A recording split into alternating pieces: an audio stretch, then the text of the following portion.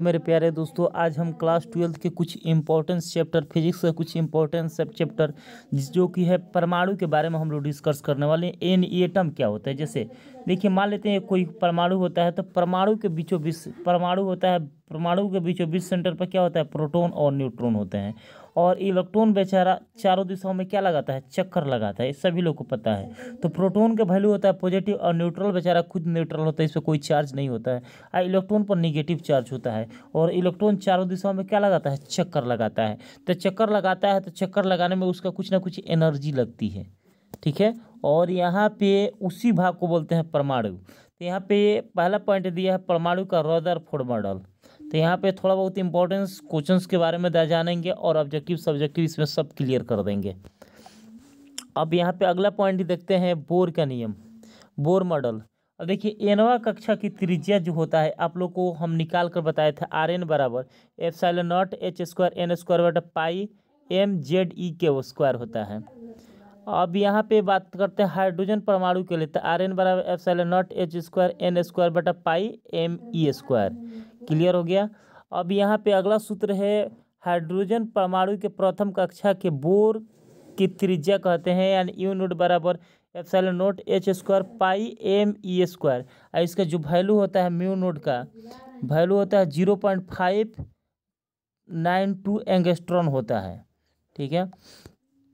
अब यहाँ पे ये सभी के सभी फार्मूला है जो कि आप लोग को प्रूफ करके बताए थे कि कौन सा फार्मूला कैसे आता है।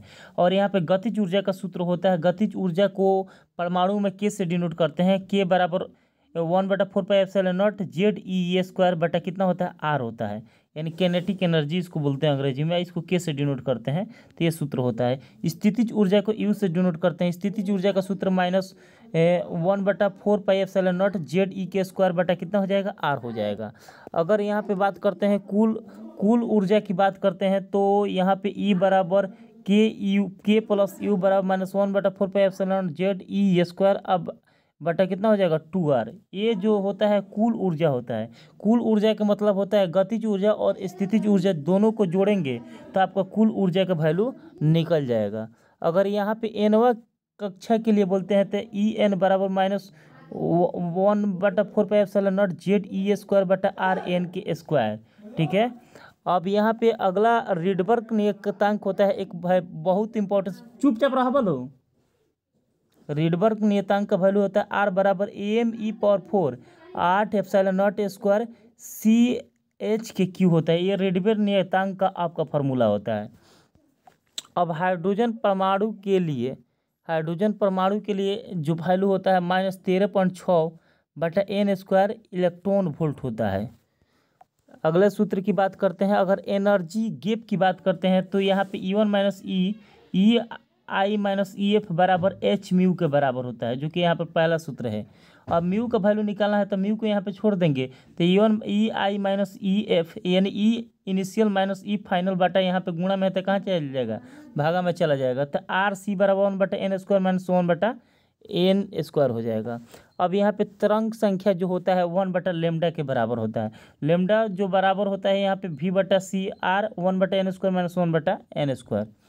अब देखिए यहाँ पे लाइमन श्रेणी की बात करते हैं तो लाइमन श्रेणी का जो मैक्सिमम वैल्यू होता है 1215 एंगस्ट्रॉन होता है। कभी कभी बोर्ड एग्जाम में पूछ देता है। अब यहाँ पे न्यूनतम जो होता है, यहाँ पे लाइमन श्रेणी के लिए न्यूनतम तरंगदैर्घ्य का मान होता है 9 से 11 एंगस्ट्रॉन होता है। अगर बामर श्रेणी की बात करते हैं तो बामर श्रेणी का मैक्सिमम वैल्यू होता है 65 से 63 एंगस्ट्रॉन होता है। न्यूनतम श्रेणी की बात करते हैं तो 3600 न्यूनतम तरंगदैर्घ्य की बात करते हैं तो 36 से 46 एंगस्ट्रॉन होता है। अगर यहाँ पे बात करते हैं पाचन श्रेणी की तो पाचन श्रेणी का अधिकतम जो वैल्यू होता है 18,752 एंगस्ट्रॉन होता है। अगर न्यूनतम की बात करते हैं तो 8,204 एंगस्ट्रॉन होता है।